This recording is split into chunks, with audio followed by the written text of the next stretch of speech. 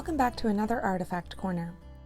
As we are approaching Valentine's Day, we thought it would be fun to look at a very romantic day in our home's history, a wedding. In 1832, the family prepared for the marriage of the Delord's only daughter, Frances. At just 18 years old, Frances was marrying a merchant named Henry Livingston Webb. They were married in the gold parlor room of our home, and by all accounts, it was a very happy day. Let's take a look at weddings in the 1830s and how they changed during the Victorian era. In the 1830s, weddings were still a very intimate affair. Most weddings took place in the home, and the number of attendees was limited to the size of the space. This was ubiquitous amongst the classes. From the well-to-do to the poor, weddings most often occurred in the family home.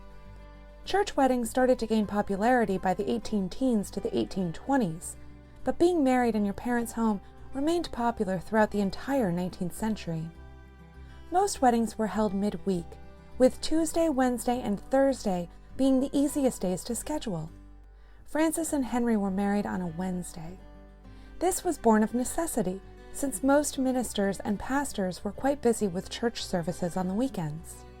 So, what did the bride wear for her special day? It was common for women in the early 19th century to simply wear their best gown as their wedding dress. If their best dress was a bit too plain, women would add extra lace and trim to spruce up the gown. The color of the gown was not important. Any color was acceptable for a wedding dress. In 1840, Queen Victoria married Prince Albert and wore a stunning white wedding gown. Illustrations from her wedding traversed the globe and influenced fashion in a major way. Thanks to her white wedding dress, now brides wanted to wear white on their wedding day, shunning more colorful gowns. Queen Victoria's wedding dress still influences bridal fashion to this day, more than 150 years later. Our Frances Henrietta was a bride ahead of her time. In 1832, Frances wore a white wedding dress with a blue sash around her waist. Betsy Delord, Frances's mother, hired a mantua maker or dressmaker for her daughter's wedding attire.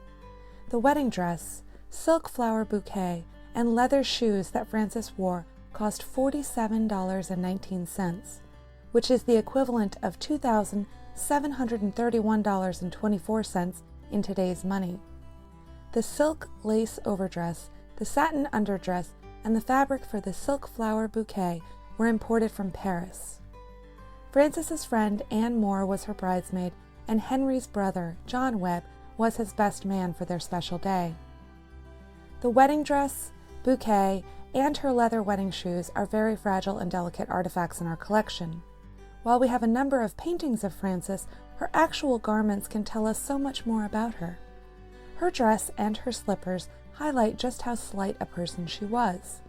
She was petite in every sense of the word, and that's not something a painting can really show us.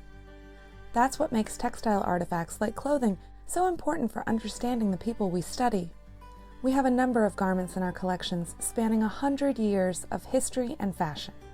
Each artifact is a unique and revealing puzzle piece that tells us so much about the person who wore it. We hope you enjoyed this look back at nuptials in the 1800s. Thanks so much for stopping by.